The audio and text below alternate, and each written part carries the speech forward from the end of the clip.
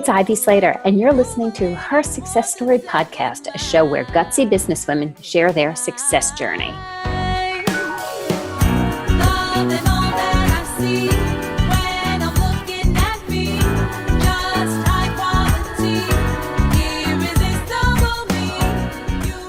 Hello, everybody, and welcome back to Her Success Story. Today, we have a real treat. For this month of June, we're honoring the men in our lives. The men who stand behind us and enable us to be fabulous women, create fabulous families, careers, businesses, and live our lives on our terms. Nobody does it alone out there, and it's about surrounding yourself with some great people.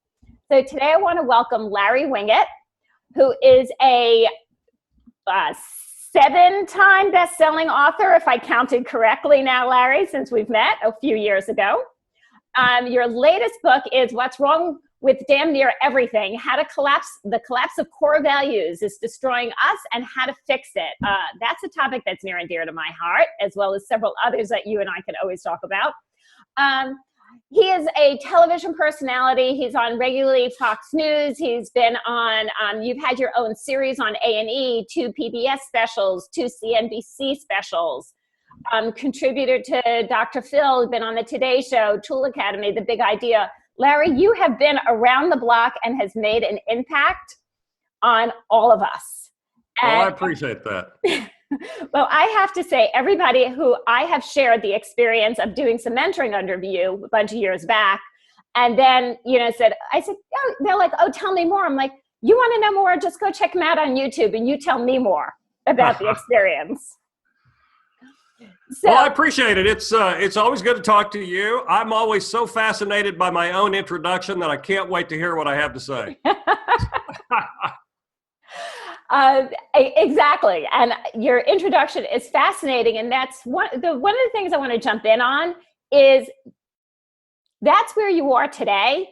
Who were you back then, and how did you become this amazing, you've spoken at over 400 Fortune 500 companies. Not a lot of people out there can say that.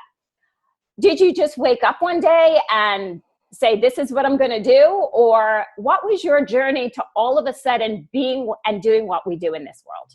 Well, the only thing that allows me to do what I do right now is absolute clarity about what I believe. And I think what is most lacking in people's lives is clarity. They don't know who they are. They don't know what they stand for. They don't know what they believe. I wrote one of my last books was Grow a Pair. I love that one. In the book, Grow a Pair, I talked about how if you went up to the average person and said, tell me 5 things that you believe in to the point that you would never compromise, most people would look at you like a dog looking at a ceiling fan. They don't have any kind of clarity in their life. And so I've always had that kind of clarity. And the second part of that is that I'm willing to stand up for it and speak up for it. And we live in a society right now where we beat that down to the point that nobody is clear about who they are, and we compromise it to the point that we let everybody in the world influence us and beat down our voice. I'm not willing to do that. That's what allows me to be who I am, write bestsellers, go on TV. That's why they call me to go on TV, is because of that kind of clarity. And your brand is so clear, guys, we're going to share a little bit more about Larry's website, et cetera, at the end. But when you go on it, there is I'm not sure who Larry Winget is. Your brand states clearly from the way you show up, the way you dress, the way you communicate, and what you stand for. So it's that clarity that has helped you. Did you wake up one day and say, I got this? Or was there a journey to get there? No, there really was no journey to get there. And I didn't wake up one day with it. It was instilled in me forever. I mean, I've never not had this. My parents were so clear about right and wrong and what they would tolerate and would not tolerate, what was acceptable behavior, what was unacceptable behavior. They communicated the consequences of doing right and doing wrong and impose those consequences. Again, all those things we don't see very much of anymore. And so because of that, I've just always had that kind of clarity. This is what's right for me. And I wish we could see more of that. among men as well as among women. When you've got that, and that's how we raise our kids, and that's how you've been raised, boy, things are just so much easier. Life is simpler. Life becomes simple when you're clear. Yep.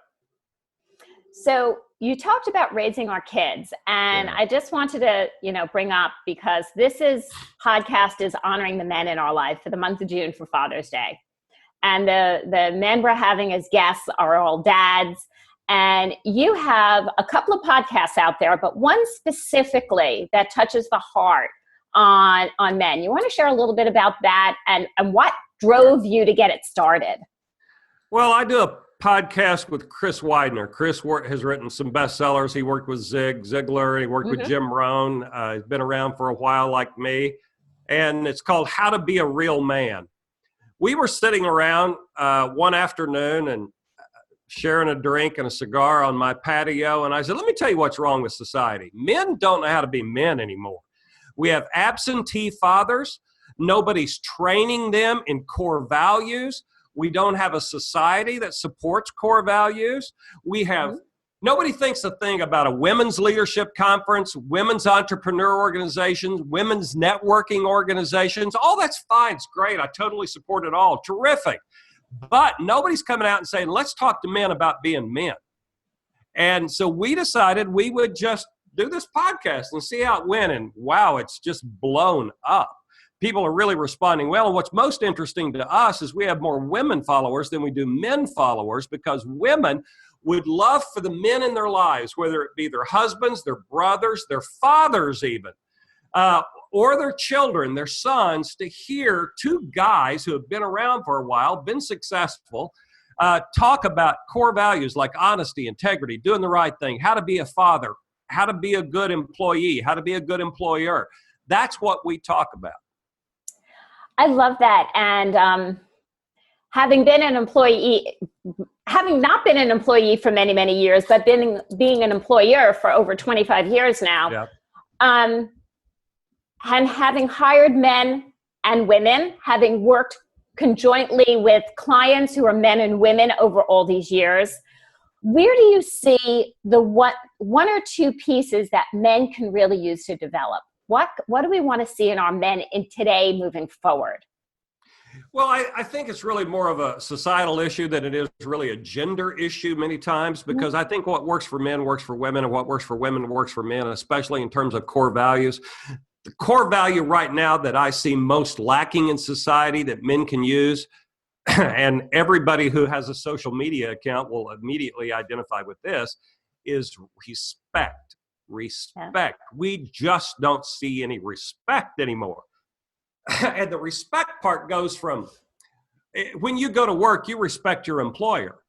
And I have millennials who want to argue with me about that and say, but I'm smarter than he is, or I know more than she does. I don't care. They're your boss. So you have to respect that position. We don't see respect for our people in politics. I don't like all the people who are running our country either, but I respect that office. Our customers pay our way. So we have to learn to respect our customer for the fact, not that they're easy to get along with, not that we like them, not that we even want to do business with them sometimes, but the fact that we have to respect their money. That is what is keeping us in business.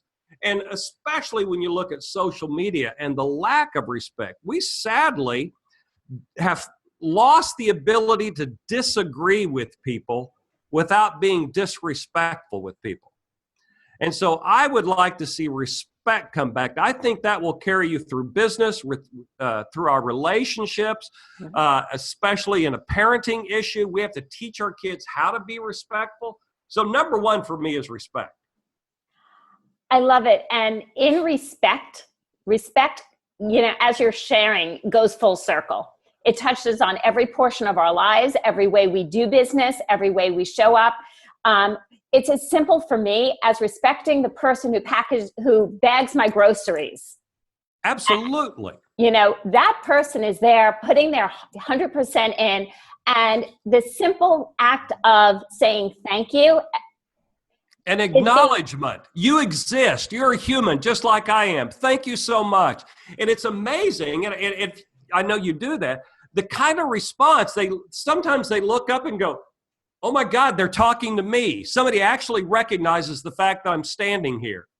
It's so amazing sometimes.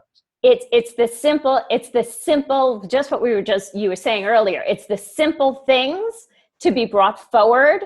So, ladies and gentlemen, what I'm hearing Larry say so clearly is it's not that hard.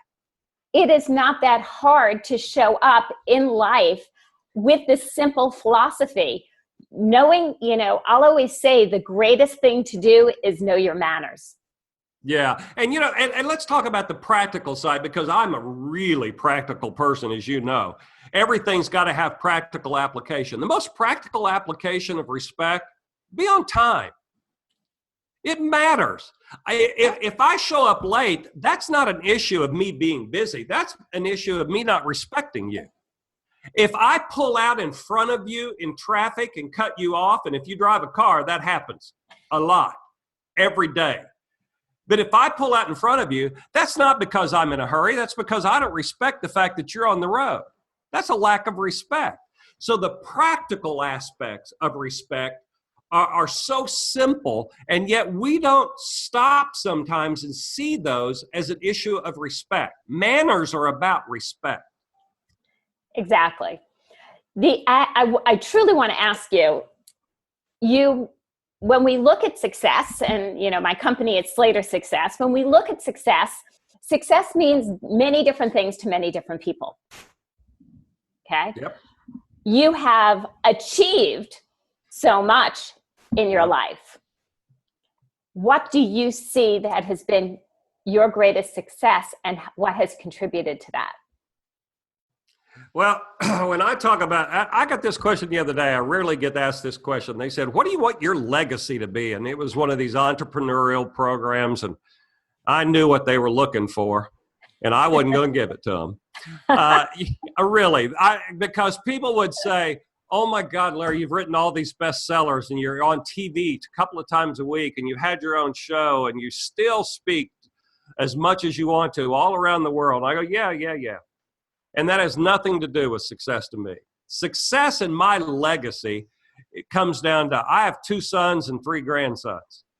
And when I'm dead and I have a tombstone somewhere, it's not going to be about Larry spoke to 400 of the Fortune 500 or wrote all those best. It's not going to be about that. It's not going to be about anything that's on my tombstone. My legacy is what I leave behind, and the kind of parent I have been, and based on the kind of men and women that I've influenced in my very own family, and how that carries on.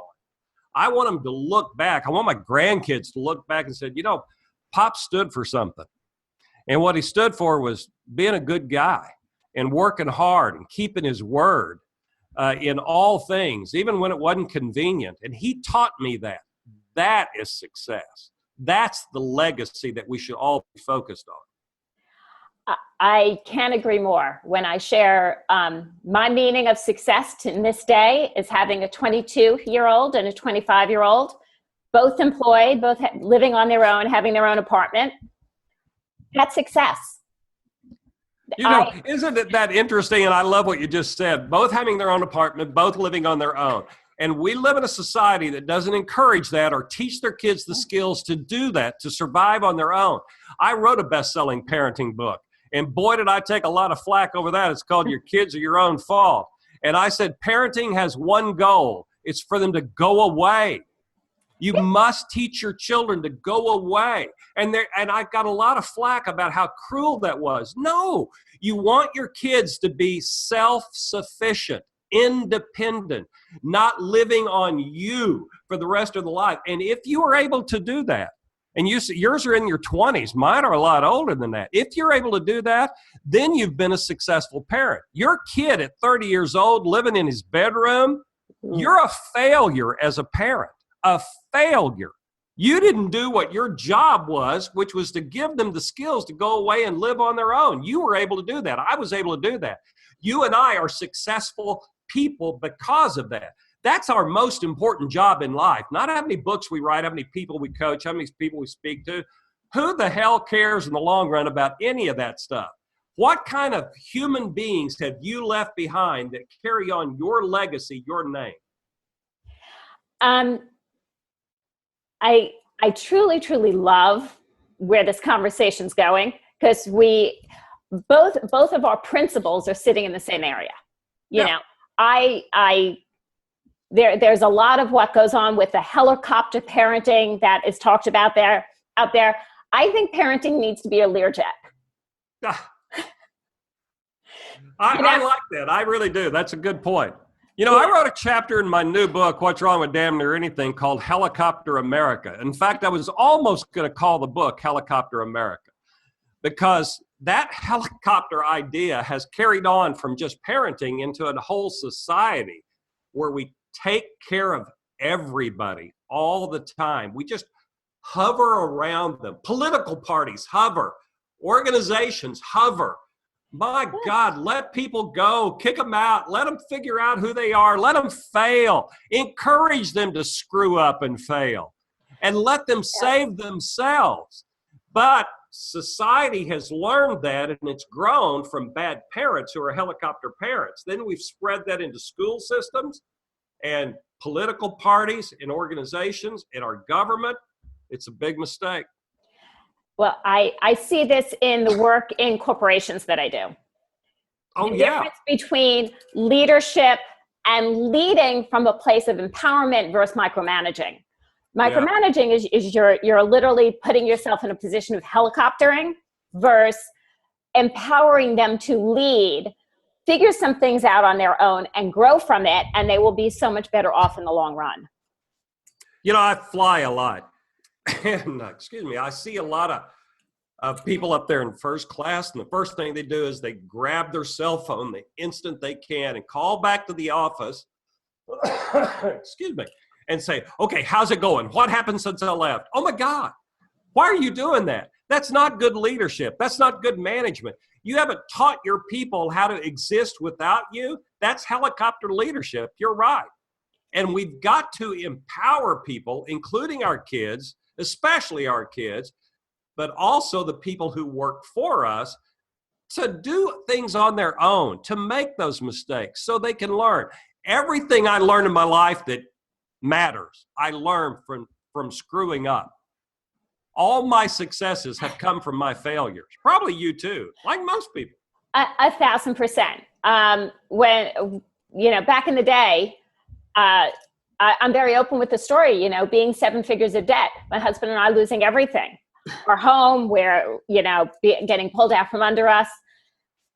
The success I sit on today is based as a piece of that failure. Absolutely. I was 100%, I was transitioning businesses. I had a plan, plans go awry, it went awry, things happened. And what we built from the experience has been a beautiful life, enabling us to, and as we both defined the true definition of success, was the decisions we made based on what was best for our children during that time. Yep. Were the decisions and the principles that then enabled the success as I see it, which is my family. So one last question or so, maybe 2. Any surprises in your journey? I mean, you came from a simpler background. You're living, the surprise. What? And there's probably, you can write another 5 books on the surprises. Yeah, 1 or 2 here. What I found interesting is that when you get really polarizing, I'm polarizing. And being in the industry that I'm in, the professional speaking and writing all the books and so forth, what I'm sad to see is so many people in my industry trying to make so many people happy, trying to make everybody happy. And what I found as a big surprise is when you're polarizing and you just stop caring about whether people are happy or not, you actually become more successful. I have people who hate me. They hate every word that comes out of my mouth, yet they buy everything that I do. They follow everything that I say. Because what we are attracted to in society is authenticity. And it's a word that's become in the coaching industry and so forth, and the New Age and the self-help movement and all that, just abused. We want somebody who's the real deal, even when we don't agree with them. We want to see that level of realness. And I like real better than authentic, because to me, it's just more real. But we want to see somebody like that, even when we don't agree with them. So the surprise for me has come from the fact that when I say what I do, I have people who don't like me and don't agree with me still follow me, encourage me, buy from me, simply because there are so few real people that when we see it, we're attracted to it, whether we agree with it or not. That's come as a surprise to me. What is one tip you might have for our listeners out there? So in bringing it back to being real, having clarity in who you are, what you stand for, the values that you encompass and live by. These are multiple layers of, ladies and gentlemen, cue in on this for yourself, cue in on it for your life, cue in on it for what you believe is success. Yeah. What do you think, if they could take one thing away, what do you suggest it is? My number one suggestion for people is, if you want to be more successful in any area of your life, figure out what you're going to give up to get it. You know, we have so many people saying, how can I get more of this or that? More money, more happiness, more success, more, you pick it. And what I think I was the very first guy in the industry, in fact, I'm sure I was, that talked about success coming from sacrifice. You got to get clear about what you're going to give up. You know, you don't get more success, you give up what's making you unsuccessful. You don't get skinny, you give up what's making you fat. You don't get rich, you give up what's making you broke.